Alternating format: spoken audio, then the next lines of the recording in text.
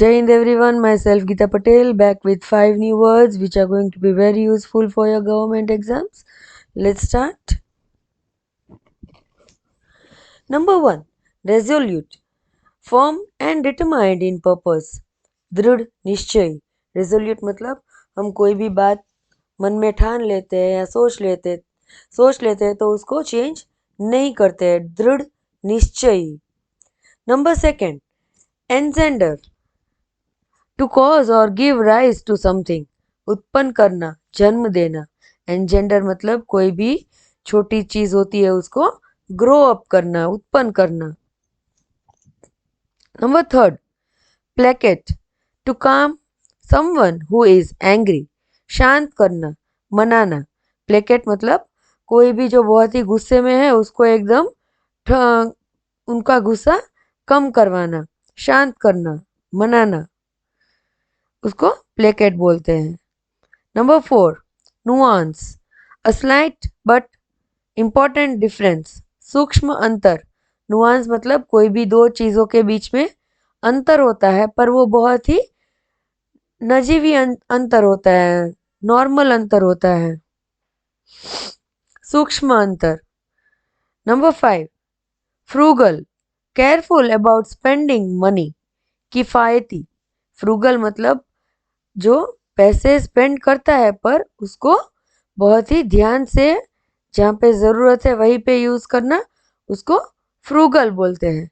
ना इसी 5 वर्ड्स को लेके कहानी सुनते हैं.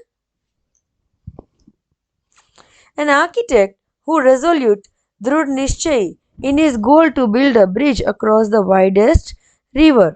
एक आर्किटेक्ट था और वो उसने दृढ़ निश्चय किया था कि मुझे ये ब्रिज यहाँ पे बनाना है जो बहुत ही रिवर बहुत ही वाइड थी, बहुत ही चौड़ाई में मोटी थी, ऐसा बोल सकते हैं. He was very frugal. किफायती with his budget, making sure not a single gold coin was wasted on unnecessary decorations.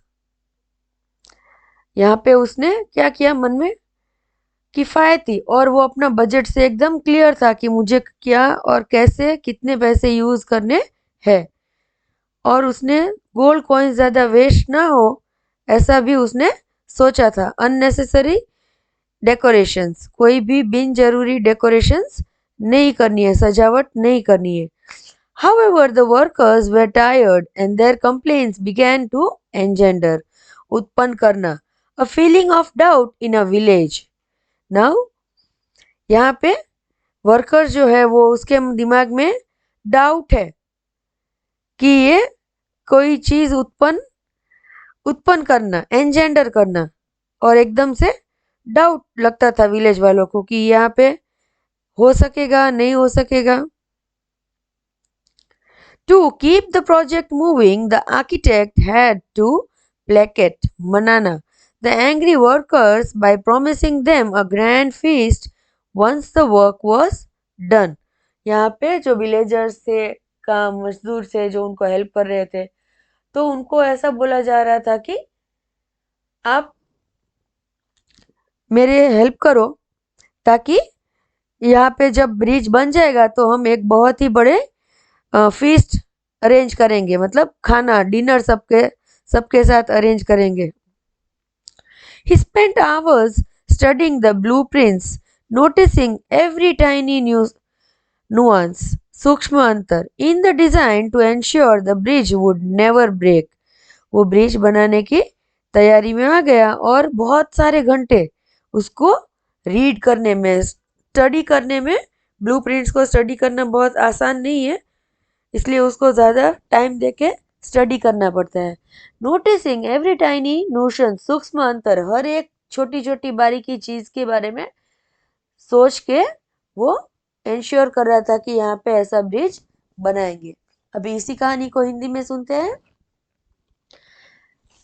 एक वास्तुकार, आर्किटेक्ट, सबसे चौड़ी नदी पर पुल बनाने के लक्ष्य में दृढ़ निश्चयी, रेजोल्यूट था.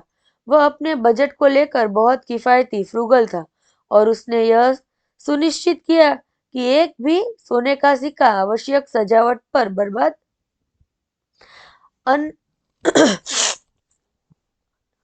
अनावश्यकता सजावट पर बर्बाद न हो। हालांकि मजदूर थक गए थे और उनकी शिकायतों ने गांव में संदेह की भावना उत्पन्न करना एंजेंडर शुरू कर दिया। काम को जारी रखने के लिए वास्तुकार को काम पूरा होने पर एक बड़ी दावत का वादा करके नाराज मजदूरों को मनाना प्लेकेट पड़ा। उसने ब्लूप्रिंट का अध्ययन करने में घंटों बिताए, डिजाइन में हर सूक्ष्म अंतर नुआंस पर ध्यान दिया ताकि यह सुनिश्चित हो सके कि पुल कभी न टूटे। Hope you will Hope you all enjoyed this story and you will use these words and share a story on my channel. Thank you.